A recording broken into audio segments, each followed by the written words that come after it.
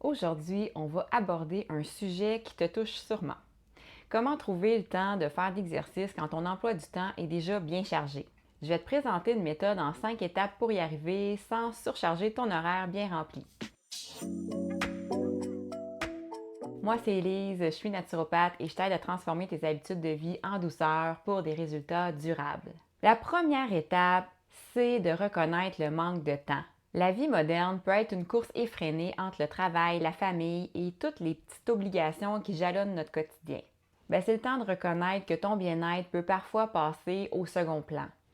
Mais rassure-toi, il existe des solutions à ta portée. La deuxième étape, fais de minuscules changements dans ta routine. Commence par des ajustements simples qui peuvent faire une grande différence.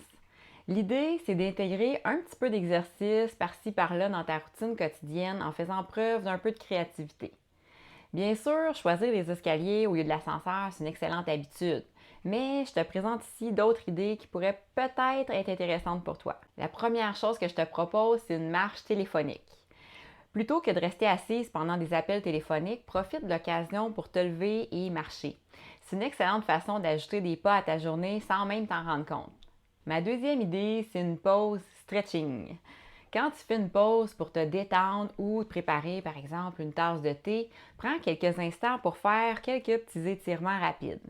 Ça peut aider à relâcher la tension musculaire et à stimuler l'énergie. Troisième idée, la danse matinale.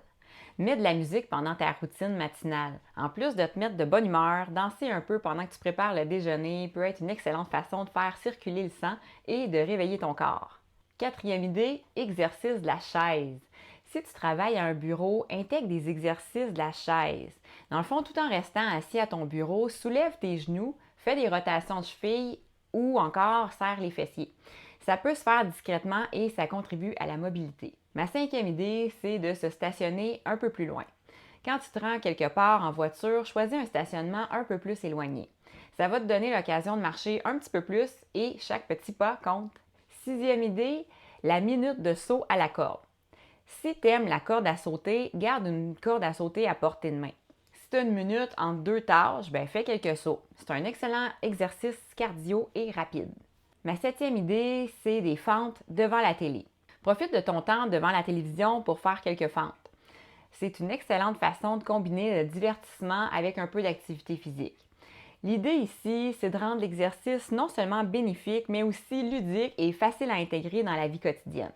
Choisis ce qui te convient le mieux et ce qui te semble le plus amusant. En tant que naturopathe, je te suggère aussi des pratiques douces comme le yoga.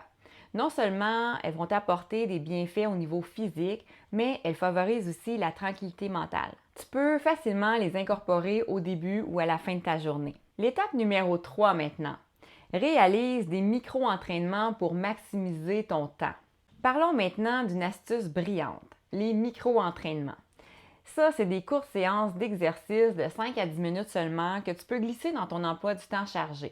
Par exemple, au lieu de passer du temps sur les réseaux sociaux pendant une pause, essaie quelques minutes de squat, de fente ou d'étirement. Ces micro-entraînements sont puissants et s'adaptent à ton agenda facilement. Tu peux aussi envisager des exercices de respiration profonde ou des séances de méditation courtes. Ça va contribuer non seulement à ton bien-être physique, mais aussi à ton équilibre mental, un aspect important en naturopathie. L'étape numéro 4, c'est de planifier des moments dédiés à l'exercice. En complément des micro-entraînements, réserve vraiment des moments spécifiques dans ta semaine pour des exercices plus structurés.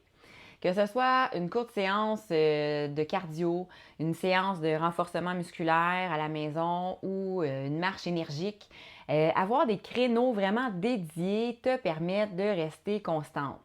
N'oublie pas, c'est important de choisir des activités qui te plaisent. Si tu aimes danser, mets-toi de la musique et danse chez toi.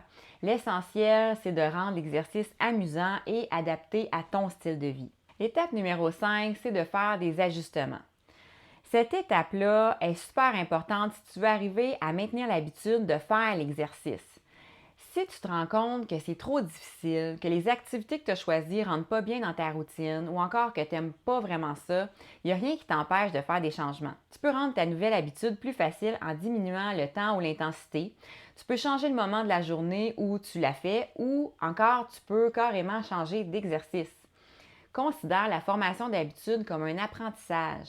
Plus tu vas essayer des choses, plus tu vas voir ce qui te convient et c'est comme ça que tu vas réussir à atteindre tes objectifs. Donc, je te résume mes 5 étapes. Premièrement, reconnais le manque de temps.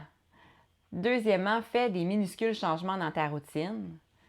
Troisièmement, réalise des micro-entraînements pour maximiser le temps. Quatrièmement, planifie des moments dédiés à l'exercice. Et cinquièmement, fais des ajustements. En terminant, je t'invite à télécharger mon e-book gratuit Habitudes pour améliorer ta santé instantanément.